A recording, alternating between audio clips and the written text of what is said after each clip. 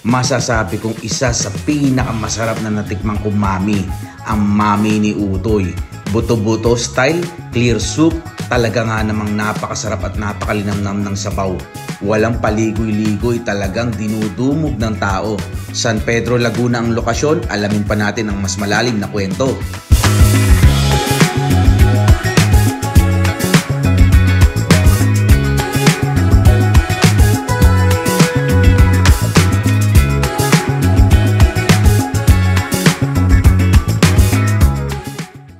Ako nga pala si Utoy, ang may-ari ng mamihan dito sa San Pedro, Laguna, na hindi naman sikat pero ito ay kilala lang dito sa San Pedro. Siguro nagugustuhan nila yung lasa ng mami na tinda ko, kaya sila bumabalik dito sa tindahan ko.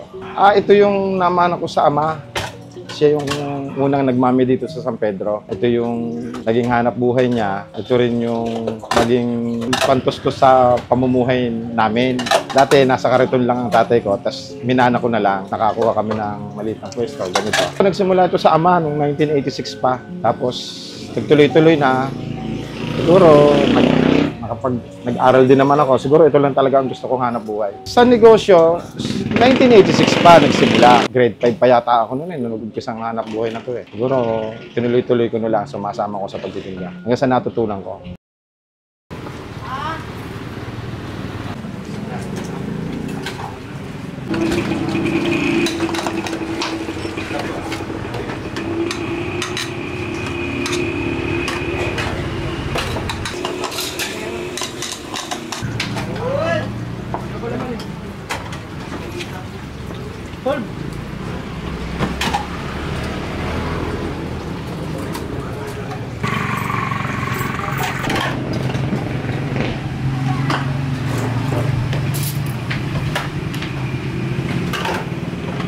Kaya po ganito yung sabaw. Ito na rin po yung naman ako sa ama na kaya maitim siya. May toyo naman siya eh, kaya maitim. Tapos yung pinaglagaan ng baka, andito na rin sa sabaw. Siguro kaya yung nanunuot yung lasa ng sabaw na galing sa karne. Mura lang naman tong mami. May itlog nito, 55. Pag walang itlog, 40. Tapos pagka gusto nila ng kanin, 15. 15 yung kanin. Hindi po, binibili lang din po yan. Pinaghahalo ko na. May mga hotches dyan, may toyo, may chili oil. Tapos yung chili flakes tsaka bawang, nakamix na yon. Bahala na sila. Tapos yung hotches, nakalagay na sa galon. Kasi dati nasa mga liter-liter lang ako. Mas maigi na yung gano'n, matagal maubos. Wala nga daw nagbabago sa lasa ng pagkain ni Kuya Utoy. Kasi ba naman, hanggang ngayon, siya pa rin ang hands-on na nagluluto at nag-handle sa pagtitinda nito. Simpleng-simple lang, pero napakasarap. Konting miki, konting buto-buto, konting laman, isang itlog.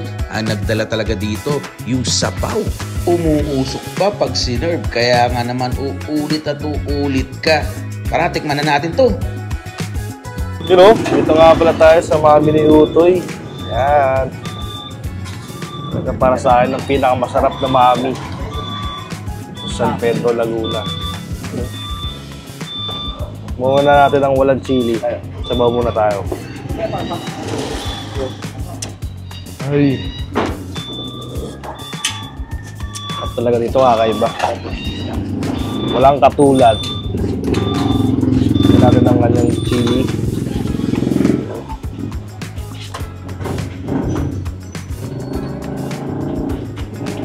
Lang, timbangang talaga to. Tuwing nagagawi kami dito sa San Pedro, Laguna, talagang dito kami dumadaan, lalo pag umaga. Ito kami nag-aalmusal.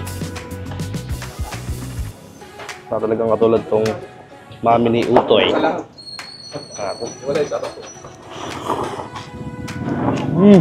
Itong special nila, 55 pesos. May itlog. Pag wala, 45 naman.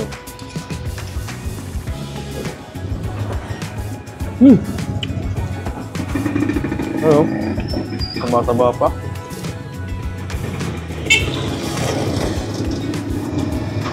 Dalawang wala.